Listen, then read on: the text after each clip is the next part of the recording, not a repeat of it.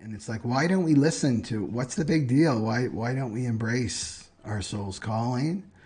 Well, I wanted to talk about the broken heart, because you're listening to your intuition and not your mind, right? Like, you want to listen to your intuition, you want to listen to your heart and your feelings, you want to obey that. That's your sacrificing the mind to your heart. So you make your decisions with your heart and your intuition, and then your mind serves you. Of like, how is this? Okay, my heart is calling me to leave my job. My heart is calling me to leave this toxic relationship. My intuition is telling me that. It's like, then you commit to it. I'm committing to my heart. I'm committing to my intuition. And then your mind is the servant. And then your mind comes in and gives you the strategy or whatever, right? So it's the upside down world, right? The mind is our servant, not our master. And most people on this planet make the mind the master, right? And we're moving away from that. So why we can't listen to our intuition is because our translator's off. It's off. It's like, you know how you put fuel injector to clean out your carburetor, you know, and your car gets all the gunk and stuff out. Well, that's what meditation or other healing modalities can go. This is a very healing gate to the 27. It's very, very healing. So you don't have the translator's not working for you, so you can't can't translate your intuition properly, right? And then your mind is like, got ya. Right? You're in duality. You're over here, you're over there, you're over here, you're over there. So the thing with the broken heart, this is like experiencing breakups in your life, and especially if there's a pattern of abandonment or betrayal in your relationships, it's going to go back to childhood. It all goes back. That's the source, those first 7 years, right? So a broken heart is a real thing. It's not some thing that you put on a Hallmark card or in a love song on the radio, right? It's a real thing. So the brain and the nervous system reacts the exact same with a broken heart betrayal as if you lost a limb, right? That's how real it is. So this is what alcohol addiction is. Alcoholics, they're attempting to heal this broken heart. The source of alcoholism goes to broken heart. So it's a broken heart from childhood. And this is a misguided attempt to heal the broken heart, because what does alcohol do? It soothes the nervous system, right? So that's how it happens. You have your first drink of alcohol, and it's like, oh, I feel a little bit of relief from my broken heart. And then you're trying to recreate that first experience, right? That's how the addiction starts with alcoholism. So it's not going to the source, right? And then it just creates more problems, with addictions. It doesn't go to the root. So that if you have an alcohol addiction, then look at that. It's like, what am I running away from? It's going to be a broken heart. So there's a great meditation to do, and I want to start getting my meditations on my website, because I love using the music, right? The shabakaru, that sound current that cuts through your ego so you can feel your divinity, and it's a supportive frequency to open up your heart. Because YouTube will just put in a copyright thing, which is not a big deal. I'm not making money from YouTube at all, because I have no control over what ads are going to be on my channel, and I don't feel good about that. I don't feel an integrity. I don't want something I don't believe in up on my website or on my YouTube channel, right? And what they'll do is if there's a copyright, they start putting their ads in. So they can just put an ad right in the middle of a deep meditation, So I'm moving it over more to my website. And so I'm making that commitment to get some really key ones, because somebody was asking about, she got really triggered by the Soulmate Twin Flame live stream that I did. And it's like, is there a meditation? There's lots of meditations. So these meditations are cause and effect, right? Which I love. So there's a meditation for a broken heart. Start to feel the energy, right? Moving around the heart. So that heals that nervous system. That up soon. Because I think people really need that. That's going to help with the childhood wounds in that broken heart. And so you can start to really hear your intuition more clearly, right? Okay, so let's do some cards. Okay. What's the card for people? Ego conspiracy. I want to make sure the ego conspiracy. What's the card for the ego conspiracy? 2. Oh, this is interesting, and it fits with what I was talking about. So somebody said I wasn't holding the cards up long enough, so I'm going to do it long enough this time.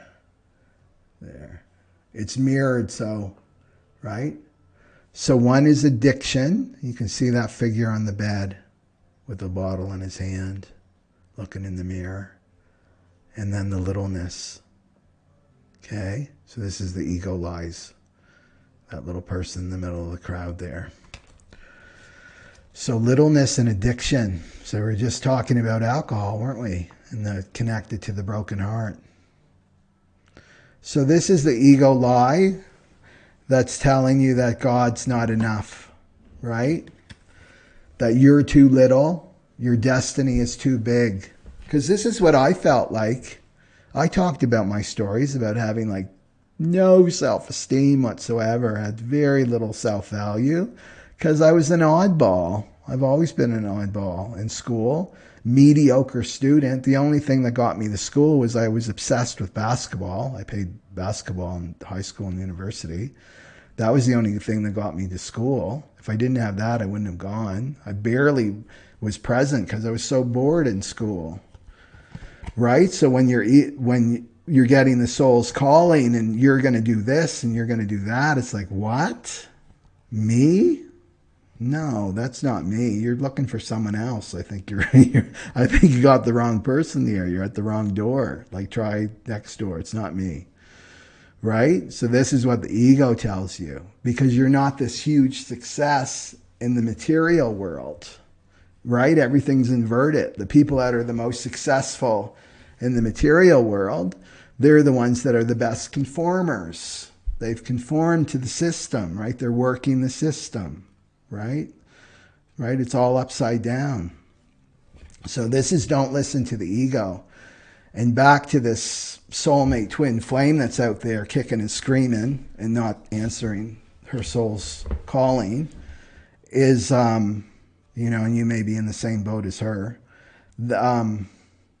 that don't listen to the ego. Because the more resistance you have, right? The more resistance you have is showing you your power, right? Like, look at it like that. Like, the ego is really coming strong after me, right? It's really coming strong after me. And I have such anxiety and I'm going for the bottle, right? I'm drinking way too much wine or whatever. I'm trying to numb out. And my life's falling apart and I feel all this pressure and I know I'm in the dark night of the soul, right? This is the ego coming out with all the big guns to keep you away from your purpose, right? Your soul's destiny. And I think of like my soulmate twin flame, like I can tune into her because it's one soul, two bodies, but I got energy manners, right? I don't go too much into the details because I don't want to overstep my energy boundaries. But what was I going to say? Oh, I lost my thought here about this. To look at it as, I think of myself and depriving all those people of that help and support. Like hundreds and hundreds of people have been through my programs and stuff, right? That with this new Aquarian age relationships that are coming, it's like you have to look at it like depriving maybe millions of people help and support in this relationship, this new relationship consciousness, right? That we would create, that I would create with this partner. We would co-create this together, right? Because 1 + 1 isn't 2. 1 + 1 = 11. That's how it works. When you get 2 bodies, 1 soul and 2 bodies, you've got the power of 11, right? That's the power to do this soul purpose, to do this soul's destiny, right? That you're destined to help these people. I'm destined to help these people, right? So to look at it like that, when the ego comes like fast and furious at me, like the bull, like worm tongue is in my ear, telling me how I'm no good and I'm worthless and I can't do this and I'm inadequate and I'm too little, I'm like, oh, I am on something right now. That's the way I look at it. Like I'm on something right now that worm tongue doesn't want me near. So to look at it like that, that's showing you how powerful you are. Showing us how powerful we are when this is coming at us, right? And addiction is that ego saying that you're not enough. You're too little. You need something. You need a crutch to get through the day. And all it is this. This is all it is. It's that little inner child crying in the closet, right? With the broken heart. And you can heal it. The ego will say you can never heal this. You're broken, right? There's no hope for you, right? There's no hope for you, right? That's just pass you by. Just pass. Stick with what you know, the devil you know, right? And now it's time to stand up. And nobody can do this for you. You got to do it yourself. Nobody can get inside your head and do it for you. You have to stand up to this bully. And it starts with the mind. And then in turn, it's going to start with the toxic partner, right? The karmic partner. And then, but really it's starting with the mind. And then the self-esteem, the self-value, all that will come, right? When you start listening to your soul. Yeah, so these are big lies, right? Yeah. And addiction, I mean, we live in a society that promotes addiction. But it's all about keeping you away, keeping away from your soul's calling. And that ego is tricky, Mr. Wormtongue. So let's see what's underneath addiction and littleness.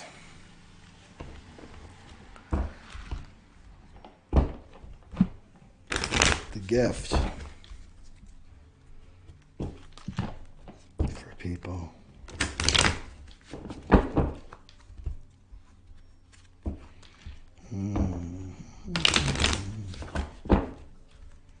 Addictions also keep you away from your intuition, right? Because it messes with your third eye, right?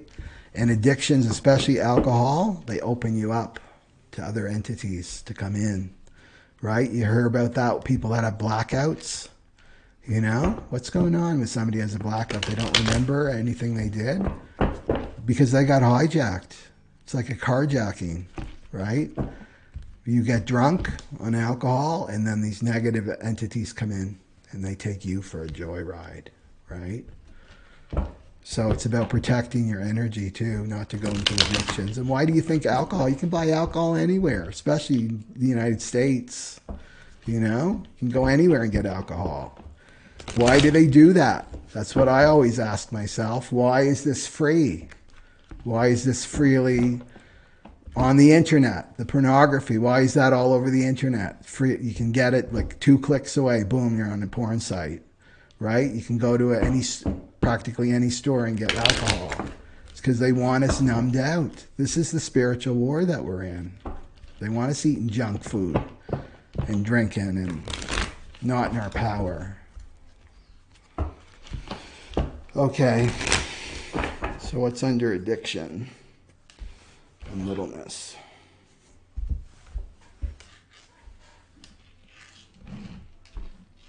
What's under addiction and littleness for the people listening?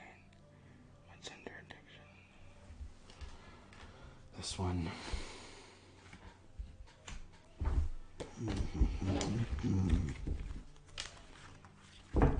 So 2. Okay, here we go. So you can see 1 is learning. This is also learning or unlearning. And you can see it's a father with the little child. And then the freeing the will. It's a Native American Indian with little eagle. I think it's an eagle on his shoulder there. So, under addiction and littleness. So learning. So this is unlearning. That's what I see as unlearning. You're learning your lesson. This doesn't work anymore. Addictions aren't going to work anymore. Right? You can only hold down that divine love for so long, right? Because that's really what you're stopping with an addiction, that broken heart, right? Like those little kid inside you that's hurt with a broken heart. It's not going to work anymore, right? Addiction, as the frequency of the planet changes, that's not going to work anymore. Addictions won't work. You won't be able to numb out and distract yourself, right? So to me, it's about unlearning. My sense is you learn this from a parent, right? A parent taught you this is how you deal with broken heart, is you drink, right? And maybe you have a partner that drinks, right? Because it can work that way too. That it's a learned, right? It's a learned behavior. You weren't taught properly. This is the thing with the spiritual journey, is that we really are learning to reparent ourselves, right?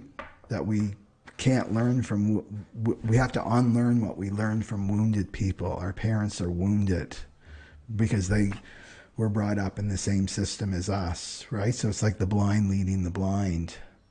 So you got to get to the point where it's like, it's time for me to take self-responsibility. It's time for me to be the spiritual adult now and take care of my inner child, right? And to unlearn this pattern. This could be an ancestral pattern of addiction that was passed down your ancestral line, right? That's given to you because you're the one that's awake or awakening up, right? If you choose to do your soul's journey, right? So it can be really intense. When we're dealing with ancestral patterns and ancestral wounds, they can be so intense, like impossible. They can feel impossible, but look at the lesson here.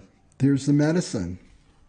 It's freeing up your will, freeing up your willpower that you're using to keep that divine love away, right? And it's and the fear is the fear, feel that broken heart, right? That broken-hearted child, right? But emotions, they can seem really, really overwhelming, but they're finite. They're not infinite, right? And that you're equipped, right? You're equipped and designed to handle these emotions.